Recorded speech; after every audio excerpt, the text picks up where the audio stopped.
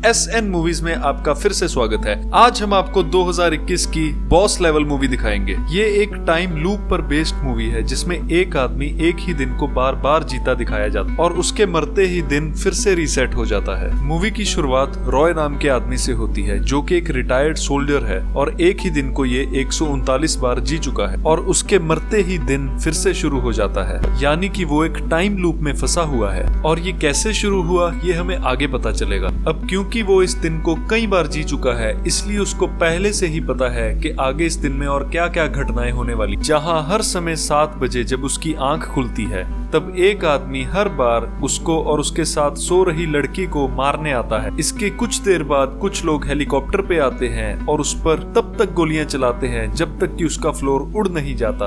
अब कई बार मरने के बाद रॉय को पता चल चुका है कि कैसे वो इस सब से बच सकता है और विंडो से कैसे कूद कर बचना है। हालांकि पहले भी कई बार वो इस विंडो से कूद चुका था और मर चुका था, पर अब बार बार ऐसा करने से वो सही जंप करना सीख लेता है। यहाँ से हर बार वो एक कार लेता है जिसका पीछा की 2 लड़कियां कर उसे मारने के लिए। जहाँ कई बार वो पहले एक्सीडेंट में मर जाता था पर इस बार वो बच निकलता है। हर बार जब दिन रीसेट होता है तो थोड़ा कुछ ही बदलता है। उसको मारने वाले बहुत हैं, जैसे कि वो किलर को सुबह मारने आता है, एक हेलीकॉप्टर वाला गनमैन और उसके बाद एक और लड़की जो कि उसको तलवार के साथ मार डाल। ऐसे बहुत से हथियारे रॉय के पीछे पड़े होते हैं। इनसे जितना भी वो बच निकल ले अंत में ये सब उसको मार ही देते हैं। रॉय को लगता है कि ये बार बार दिन शुरू होने वाले लूप का हल उसकी एक्स वाइफ के पास। रॉय ये जानने के लिए अपनी वाइफ को ऑफिस में कॉल करता है पर उसका बॉस की कॉल रिसीव करता है और रॉय को बताता है कि उसकी वाइफ की एक एक्सीडेंट में मौत हो गई। रॉय को लगता है कि उसके बॉस ने ही उसकी वाइफ को मारा है,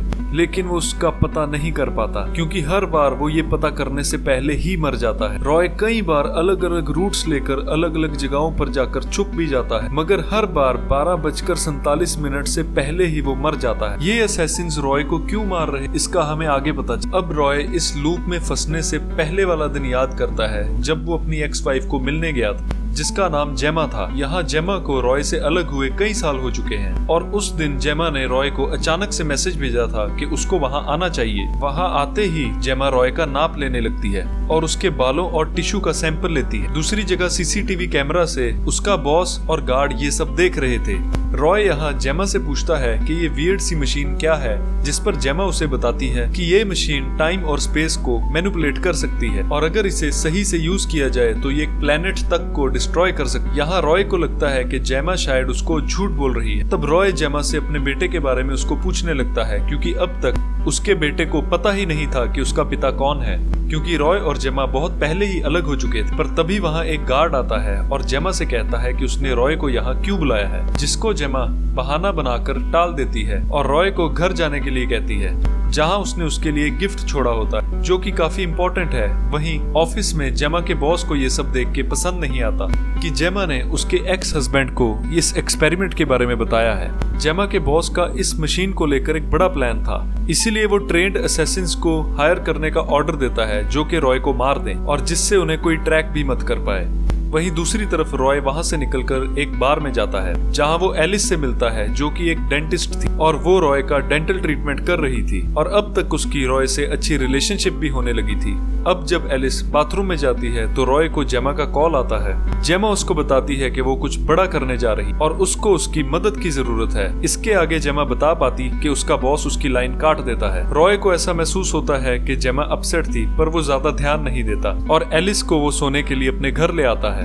वहीं दूसरी तरफ जेमा रॉय के हेयर टिश्यूज को एक मशीन में डाल देती है। इस चीज को कैमरा पर देख के उसका बॉस गार्ड से कहता है कि अब जेमा भी हमारे हाथ से निकल गई है तो इसका भी अब उन्हें कुछ करना होगा। और यही रॉय का लास्ट दिन होता है जिसके बाद से वो इस लूप में फंस गया था। ये सब याद करने के बाद रॉय को याद आता है कि अभी तक उसने जेमा के भेजे हुए गिफ्ट को तो खोल के देखा ही नहीं है जो कि जेमा ने उसको जरूर देखने के लिए कहा था।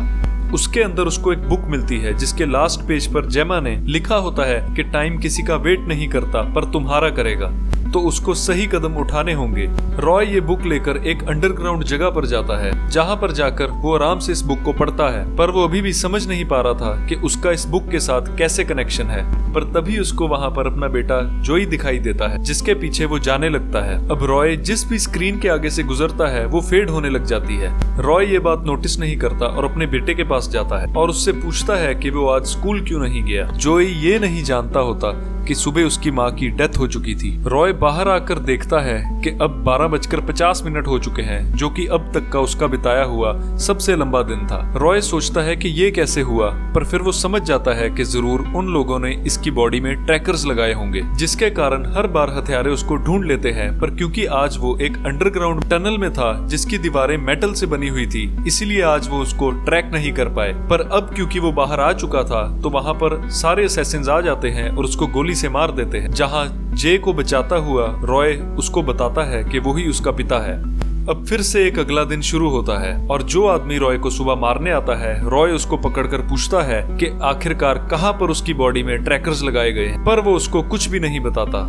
कुछ देर बाद रॉय एक रेस्टोरेंट में जाकर उसके बाथरूम में अपने शरीर में ट्रैकर ढूंढने की कोशिश करता है, पर उसको कुछ भी नहीं मिलता। रॉय एक आदमी को जानता था जो कि इन सब चीजों में एक्सपर्ट था, तो वो उसको बताता है कि ट्रैकर ज्यादातर लोगों के दांतों में फिट किए जाते हैं। फिर रॉय समझता है कि पक्का एलिस ने ही उसके साथ ऐसा किया होगा, क्योंकि वो एक डेंटिस्ट थी और उसके ट्रीटमेंट के बहाने उसने उसके दांतों में ट्रैकर लगा दिया होगा। एलिस उनसे मिली हुई थी। तो अब रॉय बाथरूम में जाकर अपने दांत उखाड़ने लगता है और फाइनली उसको अपने एक दांत में ट्रैकर मिल जाता है। पर ऐसा होते ही वहाँ पर एक असैसिन आकर उसको मार देता है। अब फिर से अगला दिन रीसेट होता है और वहाँ पर एलिस के साथ उठते ही रॉय एलिस को पकड़कर पूछता है कि आखिर किसके कहने पे उसने उसके दांत में ट्रैकर फिट किया है, जिस पर के एलिस उसको जेमा के बॉस का नाम बताती है। अब रॉय उस ट्रैकर को दांत से निकालता है और उसको चारा बनाकर एक असैसिन को मार देता है। वो असैसिन मरने से पहले भी रॉय को ये नहीं बताती कि वो सब उसको क्यों मार रहे हैं। रॉय को अब ये तो समझ आ गया था कि उसकी एक्स वाइफ जेमा ने ही उसको इस लूप में डाला है, पर वो ये नहीं जानता था कि उसने उसके साथ ऐसा क्यों किया। और क्योंकि जेमा उसके उठने से पहले ही मर चुकी थी, तो अब ये जानने का कोई तरीका भी नहीं बचा था। रॉय अब जेमा के बॉस के ऑफिस के अंदर घुसने की कोशिश करता है और उसके अंदर जाने के चक्कर में रॉय कई बार पकड़ा जाता है और मारा भी जाता है। और फाइनली जब वो अंदर पहुंच भी जाता है, तब भी वो अंदर जाकर मारा जाता है। फिर एक बार वो फाइनली अंदर घुसकर बॉस तक पहुंच ही जाता है। रॉय फिर जेमा के बॉस से पूछता है कि आखिर जो मशीन उसने बनाई है वो क्या है। जेमा का बॉस उसको बताता है कि जो मशीन उन्होंने बनाई है उससे वह हिस्ट्री को बदल सकते हैं, जिससे वो पूरी दुनिया पर राज कर सकते हैं। पर पिछली रात को जेमा ये बात जान जाती है, जिसके कारण ये जेमा को भी रास्ते से हटा देते हैं। मगर अब ये लूप वाली मशीन लगातार चल रही है, जिसको बंद करना उनमें से किसी को भी नहीं आता है। और अगर ऐसे ही ये मशीन चलती रही तो जल्द ही ये दुनिया खत्म हो जाएगी। जेमा के बॉस ने रॉय के बेटे को मारने के लिए असैसिन्स को भेजा होता है। ये सुनकर रॉय जेमा के बॉस को मार देता है और अपने बेटे को ढूंढने के लिए निकलता है, मगर रॉय काफी लेट हो चुका था और उसका बेटा मर चुका था। तभी अचानक से आसमान में एक तेज लाइट दिखती है और दुनिया वहीं पर खत्म हो जाती है, जैसा कि जेमा ने उसको लूप स्टार्ट होने से पहले बताया था। और अब फिर से एक बार दिन रीस्टार्ट हो जाता है। अब क्योंकि रॉय समझ चुका था कि क्योंकि जेमा पहले ही मर जाती है और दुनिया को शाम होते ही खत्म होना ही है, तो वो कुछ भी करे उससे कोई भी फर्क नहीं पड़ेगा। अब आगे के कई लूप्स में रॉय अपने बेटे के पास जाता है और उसके साथ टाइम स्पेंड करने लगता है और हर शाम को दुनिया खत्म हो जाती थी और दिन फिर से रीसेट हो जाता था। एक लूप में रॉय अपने बेटे से उसकी माँ जेमा के बारे में डिस्कस कर रहा था, जहाँ पर उसका बेटा उसे बताता है कि आज सुबह ही उसको जेमा का कॉल आया था। ये सुनकर रॉय शॉक हो जाता है, क्योंकि अब तक रॉय ये सोच रहा था कि जेमा की डेथ तो रात को ही हो जाती है, पर अब उसको पता लगता है कि वो जिंदा रहती है और सुबह मरती है। अब वो उसको बचाने की सोचता है, जहाँ पर वो अगले रूप में जेमा के ऑफिस में जाता है और कैमरे की रिकॉर्डिंग से ये जान पाता है कि जेमा की डेथ सुबह 7:14 पे हुई, यानी कि रॉय के उठने के 14 मिनट बाद। यानी कि रॉय के पास अब काफी कम वक्त होता है जेमा को बचाने के लिए। इस बार रॉय एक नया प्लान बनाता है और खुद को मारकर दिन रीसेट कर लेता है। अब सुबह जो हेलीकॉप्टर उस पे गोलियां चलाता होता है, रॉय उसकी तरफ भाग के उसके अंदर ही घुस जाता है और किसी तरीके गनमैन को बाहर फेंककर उस हेलीकॉप्टर को कब्जे में ले लेता है और जेमा के ऑफिस की तरफ जाता है। जहाँ पर पहुंचने पे वो हेलीकॉप्टर की गन मशीन से ऑफिस के सारे गार्ड्स को मार देता है। फिर वो भागकर जेमा के ऑफिस में पहुंचता है, जहां पर एक गार्ड जेमा को मारने ही वाला था, पर रॉय उसको और जेमा के बॉस को पहले ही गोली से मार देता है। अब जेमा रॉय से पूछती है कि वो लूप में कितनी बार घूमकर यहाँ आया है। फिर रॉय जेमा को सब कुछ बताता है। अब जेमा रॉय को बताती है कि क्योंकि ये मशीन रॉय के ही डीएनए से काम कर रही है, तो रॉय को ही इस मशीन के अंदर जाना होगा, जिसके बाद से टाइम नॉर्मल चलने लगेगा और टाइम लूप खत्म हो जाएगा। जिसके बाद ये दिन एक आखिरी बार फिर से रीसेट होगा, जिसमें कि अगर रॉय मर जाता है तो वो दोबारा जिंदा नहीं होगा। पर रॉय को भरोसा था कि वो सब कुछ ठीक कर देगा, क्योंकि अब वो सब कुछ जान चुका है। और आखिरी बार जेमा को बाय बोलकर रॉय मशीन के अंदर चला जाता है और यहीं पर ये मूवी खत्म हो जाती है।